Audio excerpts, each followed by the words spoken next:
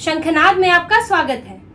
आज जरा समय की यात्रा करते हुए साल 2002 में चलते हैं, क्योंकि ये बात है साल 2002 की, जब गुजरात दंगे हुए थे और बीजेपी पर दबाव बनाया जा रहा था। उस समय बीजेपी को छवि सुधारने की बड़ी सलाह दी जा रही थी। अटल बिहारी वाजपेयी उस वक्त प्रधानमंत्री थे और इसी दबाव में उन्होंने राजधर्म की बात की थी। पीएम मोदी को नसीहत देने की कोशिश की थी कि उन्हें राजधर्म निभाना चाहिए। तब नरेंद्र मोदी के खिलाफ कई अफवाहें उड़ी थी। ये तब चर्चा चली थी कि सीएम पद से उन्हें हटा देना चाहिए, गुजरात में अब उनकी भूमिका बदलनी चाहिए। ये सब उस दौर में हो रहा था, अलग अलग तरह की खबरें आ रही थी। लेकिन तब बाला साहेब ठाकरे हिंदू, कट्टर हिंदू की छवि वाले व्यक्ति, जो आज के उद्धव ठाकरे से बिल्कुल अलग है, जो कंफ्यूज नहीं थे, जो किसी उलझन में नहीं थे, अपने आप को कट्टर हिंदू कहते थे और बीजेपी से भी ज्यादा हिंदुत्व की बढ़कर बातें करते थे। उन बाला साहेब ठाकरे से लालकृष्ण आडवाणी ने बात की। उन्होंने नरेंद्र मोदी को लेकर उनसे पूछा कि नरेंद्र मोदी के बारे में आप क्या सोचते हैं, अभी गुजरात दंगे हुए हैं, जो सब चल रहा है उस पर आपका क्या कहना है। तब बाला साहेब ठाकरे ने एक बात बोली थी। उन्होंने कहा था कि अगर मोदी गया तो गुजरात गया। और बाला साहेब ठाकरे ने खुद ये बात एक रैली में बताई है। उनकी ये एक वाक्य कि मोदी गया तो गुजरात गया, इस एक वाक्य ने संघ को, बीजेपी को ये सोचने पर मजबूर कर दिया कि अब उन्हें क्या करना है। उनके पूरा विचार बदल दिया, पूरे विचार की दिशा बदल दी कि उन्हें नेतृत्व बदलना है, कि उन्हें नेतृत्व को मजबूत करना है, कि उन्हें अब हिंदुओं को देखना है, कि उन्हें अब तुष्टीकरण करना है। क्योंकि तब हिंदुओं के साथ जो गुजरात में हो रहा था उसे नजरअंदाज करते हुए सिर्फ मुसलमानों की बात हो रही थी, सिर्फ दंगों की बात हो रही थी। उससे पहले जो गोधरा हुआ, जो यात्राओं पर हमले हुए, जो हिंदुओं को अपने त्योहार भी नहीं मनाने दिए जा रहे थे, उस पर कोई चर्चा नहीं थी, लेकिन सिर्फ मुसलमानों की बात हो रही थी। और तब संघ ने, बीजेपी ने ये तय किया कि उसकी दिशा क्या होगी, कि उसे तुष्टीकरण करते हुए अपनी पार्टी को कमजोर नहीं करना है, बल्कि अपने नेतृत्व को और मजबूत करना है। और आगे नरेंद्र मोदी फिर मुख्यमंत्री बने और आगे चलकर अब प्रधानमंत्री बने। तो कुछ यही स्थिति आज यूपी के साथ है। यूपी में सीएम योगी आदित्यनाथ को लेकर जो बातें चल रही हैं, जो इस वक्त का माहौल है, वो लगभग ऐसी स्थिति है। हालांकि अभी कोई दंगे नहीं हुए हैं, लेकिन बीजेपी के प्रदर्शन पर सवाल उठ रहा है, क्योंकि लोकसभा में कुछ सीटें कम आई हैं और इसीलिए एक अंदरूनी आरोप प्रत्यारोप का दौर चल पड़ा है। एक दूसरे पर इल्जाम लगाए जा रहे हैं और सीएम योगी को लेकर भी कई अफवाहें उड़ रही हैं। और संजय निषाद जैसे लोग, जो खुद अपना कोई उम्मीदवार न जिता पाए, जो भाजपा के भरोसे मंत्री बने बैठे हैं, विधान परिषद से गए हैं, वो आज बीजेपी पर, वो आज सीएम योगी पर सवाल उठा रहे हैं, ये कहकर कि बुलडोजर के कारण, बुलडोजर की नीति के कारण जो है नुकसान हुआ है। वो बुलडोजर की नीति जो सख्त प्रशासन की निशानी है, जो असामाजिक तत्वों पर नियंत्रण पाने का एक तरीका है, जिसे लोगों ने पसंद किया। और योगी ने जो प्रशासन में सुधार किया, जो कड़ाई लाए, उसको यूपी की जनता ने सराखों पर रखा है और वो पिछले विधानसभा चुनाव में भी दिखा है। लेकिन वो संजय निषाद, जिनकी अपनी कोई खास औकात नहीं है, जो राजनीतिक तौर पर कोई औकात नहीं रखते, वो सलाह दे रहे हैं, वो बोल रहे हैं, सीएम योगी पर सवाल उठा रहे हैं। और सवाल उठाने वाले दूसरे कौन हैं? केशव प्रसाद मौर्य, जो अपनी सीट नहीं बचा पाते फिर भी डिप्टी सीएम बनाए जाते हैं, जो कौशाम्बी से है लेकिन कौशाम्बी में लोकसभा नहीं जिता पाते, उसके आसपास की सीटें नहीं जिता पाते। ऐसे लोग सीएम योगी पर सवाल उठा रहे हैं और उनका कहीं ना कहीं इशारा है कि नेतृत्व परिवर्तन किया जाए, नेतृत्व परिवर्तन की अफवाहें उड़ा रहे हैं। और जिन्होंने खुद पार्टी को नुकसान पहुंचाया, जो पार्टी को एक सीट ढंग से नहीं जितवा सकते, वो पार्टी में बदलाव की बात करते हैं, वो पार्टी की पूरी समीक्षा करके उस पर ज्ञान देते हैं। तो आज लगभग यही स्थिति बनी है कि बीजेपी के एक मजबूत राज्य यूपी पर, उसके नेतृत्व पर सवाल उठाया जा रहा है। और ये सवाल सिर्फ सत्ता पक्ष के कुछ लोग ही नहीं, बल्कि विपक्ष भी उठा रहा है। अगर विपक्ष की राय आपसे मिलने लग जाए, अगर आपके दुश्मन की राय आपके अनुसार हो जाए, आपका भला सोचने वो दिखाने लगे, तो समझो कि खतरा है। तो समझो कि उसकी जो वो बोल रहा है उसमें उसका फायदा है। और आजकल अखिलेश यादव क्या कर रहे हैं, कांग्रेस क्या कह रही है कि सीएम योगी ने प्रशासन को बिगाड़ कर रख दिया है, प्रशासन विधायकों की बात नहीं सुनता है, यूपी में व्यवस्था खराब है। वो केशव प्रसाद मौर्य को 100 विधायक लाकर सरकार बनाने के लिए विकल्प दे रहे हैं।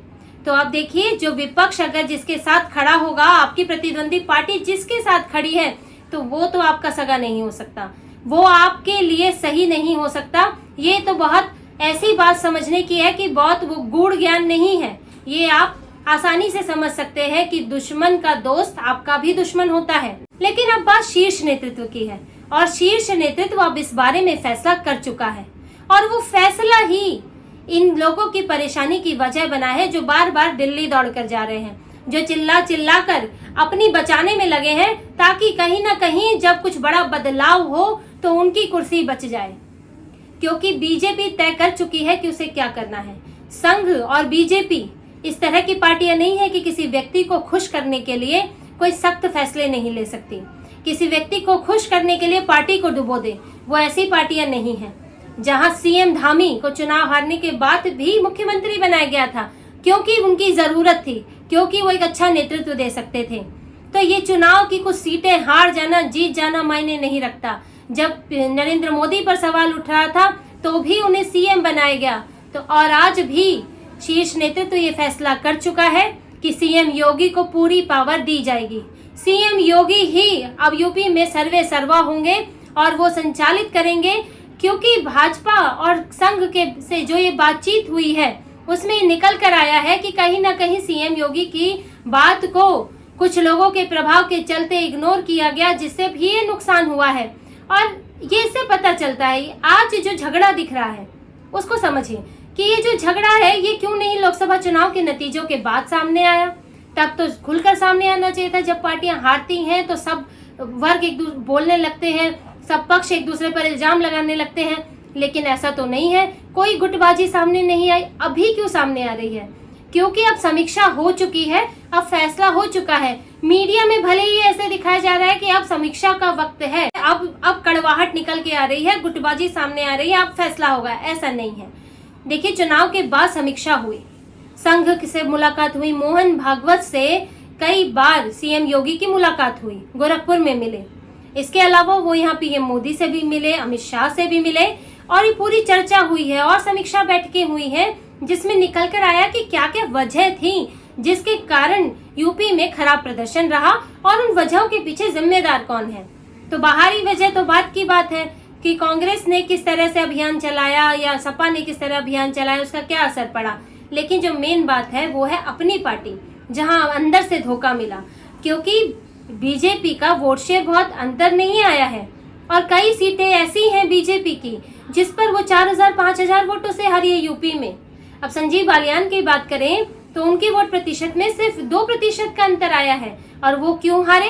क्योंकि संगीत सोम के साथ एक झगड़ा चल रहा था, क्योंकि भाजपा के नेताओं ने ही काट दिया।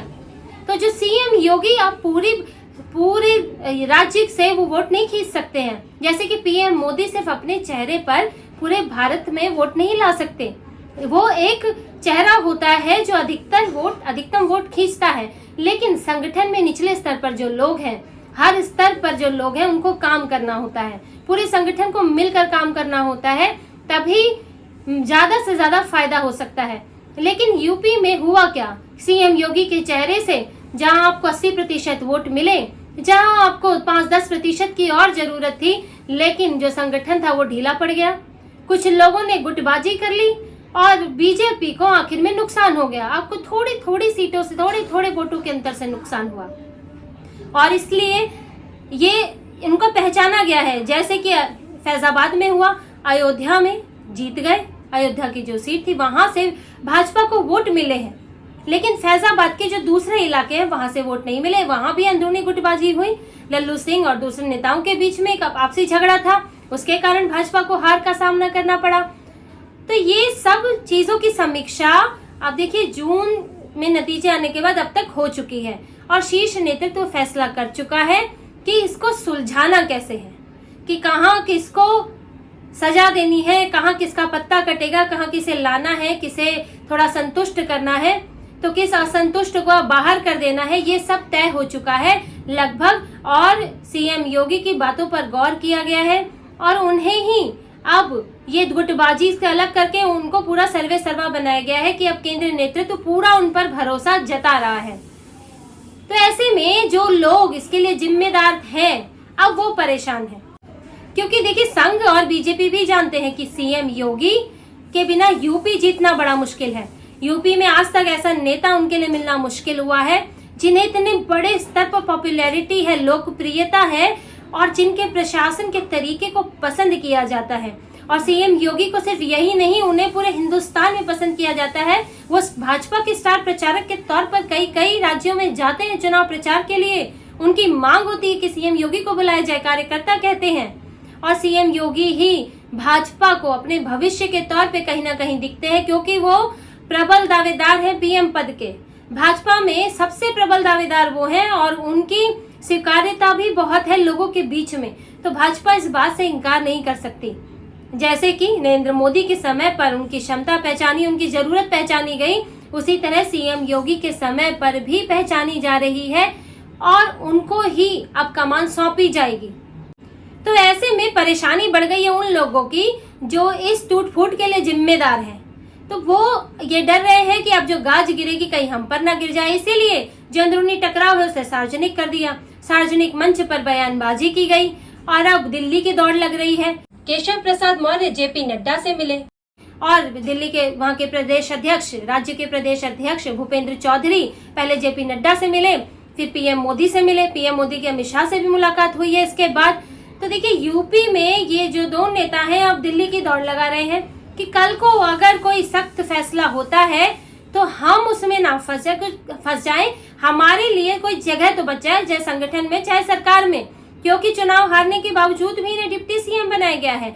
आप डिप्टी सीएम हैं, आप ना अपनी सीट जिता पाते हैं, ना आप जिस वर्ग का प्रतिनिधित्व करते हैं उसकी सीट लेकर आते हैं, क्योंकि ओबीसी का वोट बीजेपी को कम मिला है। तो आप कर क्या रहे हैं पार्टी में, क्यों पार्टी आपको बर्दाश्त करेगी। इसीलिए देखिए जो उपचुनाव को लेकर जो बैठक हुई, सीएम योगी ने बैठक की, दूसरे डिप्टी सीएम ब्रिजेश पाठक को भी नहीं बुलाया गया और उनके बिना ही बैठक हुई है। ये संकेत है इस बात का कि अब वो शायद सरकार में आगे नजर आने वाले नहीं है और ये बड़े बदलाव होंगे यूपी में। अभी तो उपचुनाव का इंतजार किया जा रहा है ताकि उससे पहले कोई बड़ा फेरबदल ना हो और पार्टी इसी में उलझी ना रह जाए, क्योंकि उपचुनाव जीतना भी भाजपा के लिए एक बड़ी परीक्षा है। क्योंकि अभी लोकसभा में प्रदर्शन में झटका लगा है, तो इसलिए पूरी ताकत झोंकी जा रही है और इसीलिए उन लोगों को अलग थलग रखा जा रहा है जो पार्टी को नुकसान पहुंचा सकते हैं। क्योंकि देखिए जो पार्टी में सरकार में मजबूत पद भी रख रहे हैं और सहयोग भी नहीं कर रहे हैं, तो वो क्या करते हैं, वो धड़े बनाते हैं। लेकिन अगर उन्हें पार्टी संगठन सरकार से नजरअंदाज कर दिया जाता है, बाहर निकाल दिया जाता है, तो निचले स्तर पर भी उनकी सुनवाई नहीं होती, वो एक गुट नहीं बना पाते। इसलिए ऐसे लोगों पर अब गाज गिरेगी। उपचुनाव के बाद मंत्रिमंडल में तो फेरबदल होगा ही, संगठन के स्तर पर भी फेरबदल होगा, कुछ नए चेहरे आएंगे और कुछ पुराने चेहरे बाहर जाएंगे। लेकिन सीएम योगी अब पहले से कहीं ज्यादा यूपी में शक्तिशाली बनकर निकलेंगे, क्योंकि उनके खिलाफ अब जो ये अफवाह चली थी, जो मोदी वर्सेस योगी बनाने की कोशिश थी, ये सत्ता जो भाजपा में संगठन में दूसरे गुट के लोग हैं वो ही नहीं, विपक्ष भी ये कोशिश कर रहा था, जबकि सीएम योगी और मोदी के बीच में कोई झगड़ा नहीं है। ये झगड़ा है संगठन के कुछ लोगों का जो सीएम योगी से अपने आप को ऊपर समझने लगे हैं, जो चाहते हैं कि योगी तो सीएम रहे लेकिन सरकार हम चलाएं, सत्ता में हमारी चले। ये उन लोगों के ऊपर है, उन लोगों से झगड़ा है जो इन्होंने बना दिया कि नहीं केंद्रीय नेतृत्व से झगड़ा है, जबकि पीएम मोदी के सीएम योगी से झगड़े का कोई सवाल नहीं उठता, कोई हितों का टकराव नहीं है।